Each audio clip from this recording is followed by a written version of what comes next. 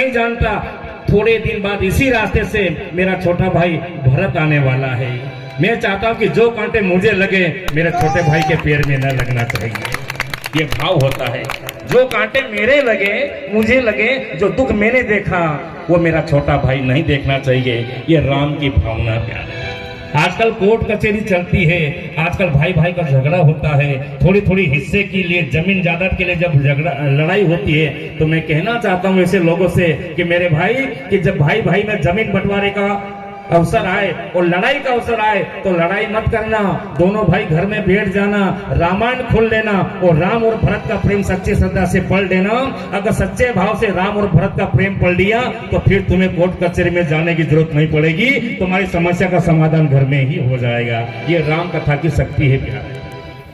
भाई भाई का प्रेम रामायण दर्शाती है। और तो और शत्रु से कैसा भाव होना चाहिए राजन भैया, राम कथा कहती है। जब रावण भी युद्ध करते करते थक जाता है, मेरे श्री राम कहते कि रावण आ तुम ज्यादा थक गए हो, जाओ आराम करो, विश्राम करो, कल आना, हम कल युद्ध करेंगे। जबकि युद्ध की नीति कहती है कि शत्रु थक जाए, हार जाए, परास्त होने के कागार पर रो तो उसका वध कर दो। लेकिन मेरे राम कहते हैं कि नहीं नहीं रावण, आज लंका में जाओ, हम कल युद्ध करेंगे। शत्रु से भाव कैसा होना ये भी मेरे राम सिखाते हैं। बोले श्री रामचंद्र भगवान की जय। गरीब से गरीब व्यक्ति से प्रेम करना श्री राम ने सिखाया है। आपको पता होना चाहिए, जब राम कथा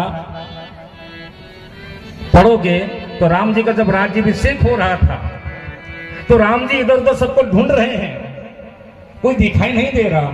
हनुमान जी ने कहा कि प्रभु आपका राज्याभिषेक हो रहा है, थोड़े मुस्कुराइए ना, थोड़ा सा चेहरे पर मुस्कुराहट तो लाइए। राम जी उदास बैठे हैं।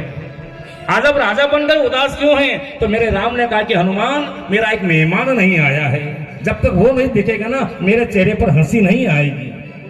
हनुमान जी ने कहा कि कौन सा मेहमान? सब तो मेहमान हैं आपके परिवार के, सारी अयोध्या के और भी गणमान्य नागरिक सब हैं। मेरे राम ने कहा कि नहीं, वो मेहमान नहीं है जिसने मुझे दुख में साथ दिया था। कौन सा प्रभु?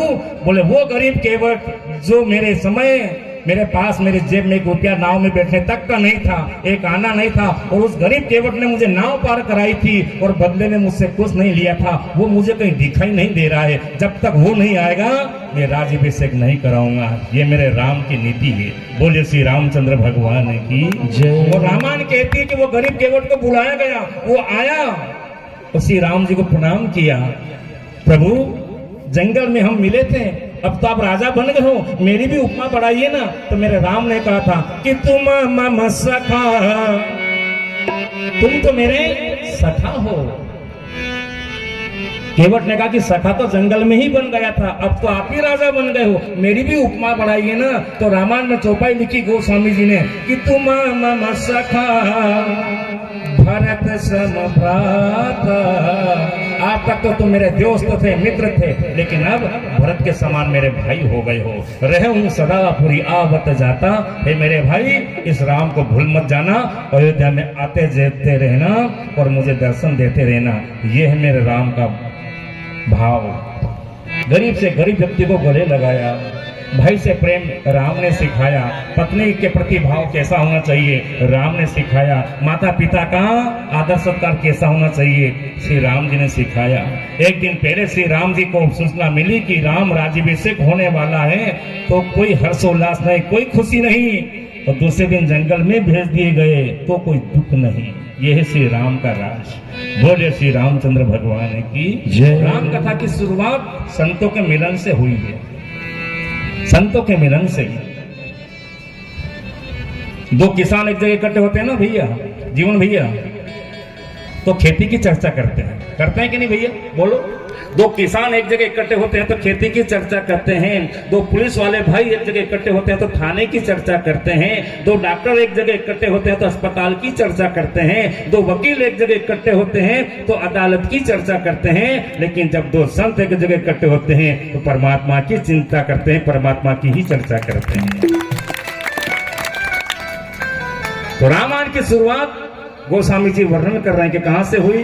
बोले माघ मकर कथ रवि जब होई, तीरथ पति आवसद होई।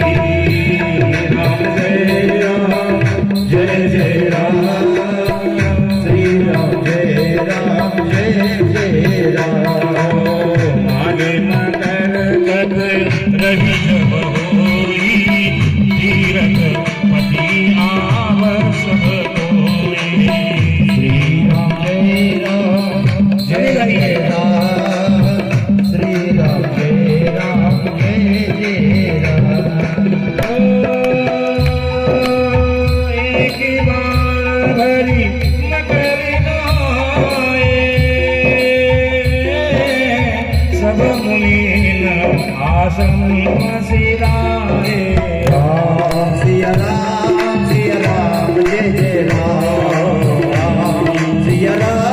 सिया राम जय जय राम। बोलो श्री राम जय राम जय जय राम, श्री राम जय राम जय जय राम, श्री राम जय राम जय जय राम, श्री राम जय राम जय जय श्री राम जय राम जय जय राम, श्री राम जय राम जय जय राम, श्री राम जय राम जय जय राम, श्री राम जय राम जय जय राम। माघ के महीने में जब सूर्य मकर राशि पर होता है तो बहुत सारे साधु संत प्रयागराज में स्नान करने के लिए जाते हैं। एक महीने के वहां पर तीर्थ प्रयाग में मेला लगता है, कुंभ का मेला लगता है। संत महात्मा गंगा यमुना सरस्वती में स्नान करते हैं, फिर वहां से चले जाते हैं। एक बार मरी मकर नहाए। बहुत सारे साधु संत इकट्ठे हुए, जब अपने अपने आश्रम में जाने लगे और याज्ञवल्क्य जी महाराज जब जाने लगे तो भरद्वाज राख्यों पद टेकी। भरद्वाज जी महाराज ने उनको रोक लिया और पूछा कि प्रभु मेरे मन में बड़ा संशय है, संशय को दूर करके जाइए। एक राम अवधेश को मारा, एक राम वो हैं जो अयोध्या में जन्म लेकर आए और दूसरे राम वो हैं जिनका नाम भगवान शंकर दिन रात जपते रहते हैं। ये दोनों राम अलग हैं कि एक है, मुझे बताइए।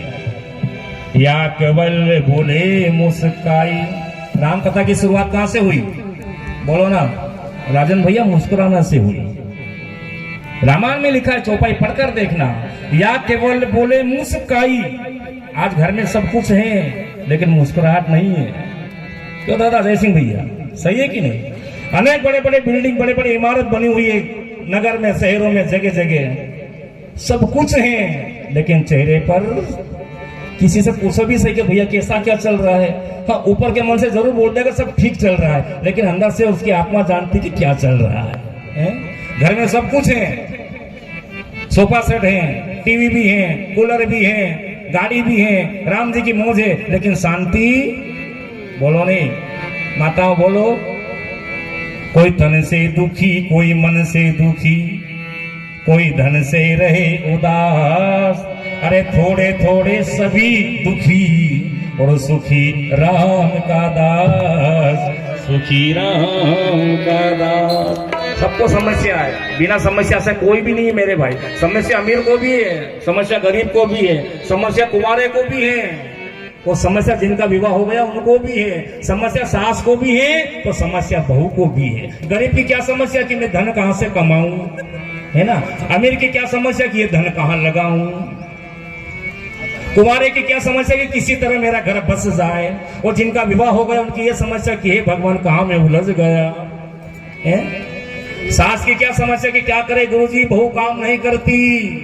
और बहू की क्या समस्या, क्या करे गुरुजी, ये बुट्टी नहीं मरती, परेशान करती रहती सुबह से उठकर। बताओ ऐसा कौन सा घर है जहाँ कोई समस्या नहीं है? समस्या सब जगह मेरे भाई। हाँ, घर में सब कुछ है लेकिन शांति बोलो ना। और इसीलिए जब कोई व्यक्ति मर जाता है तो क्या कहते हैं कि हे भगवान उनकी आत्मा को शांति। क्यों दादा, क्या ये कहते हैं? नहीं, कहीं कहीं प्रार्थना होती है, कोई मर जाता है तो क्या कहते हैं? हे भगवान उनकी आत्मा को। तो जय सिंह भैया सभाएं होती थी, ये बोलते हैं ना सब लोग। ऐसा नहीं कहते कि हे भगवान उनको ट्रैक्टर देना, हे भगवान उनको चांदी देना, हे भगवान उनको सोना देना, हे भगवान उनको पद प्रतिष्ठा देना। नहीं, चांदी भी था, सोना भी था, ट्रैक्टर भी था, दुकान भी थी, मकान भी था, सब कुछ राम जी की मौज थी, लेकिन शांति नहीं थी। तो हे परमात्मा, ये जीते जी को तो शांति को प्राप्त नहीं हो सका, लेकिन कभी तेरी कृपा हो जाए तो मरने के बाद इसकी आत्मा को शांति दे देना। इसलिए शांति की प्रार्थना की जाती है। हाँ, या केवल बोले मुस्काई। मुस्कुराहट से आधा दुख दूर हो जाता है। मुस्कुराहट की कमी क्यों है? अभी आप बेरागढ़ जाओ,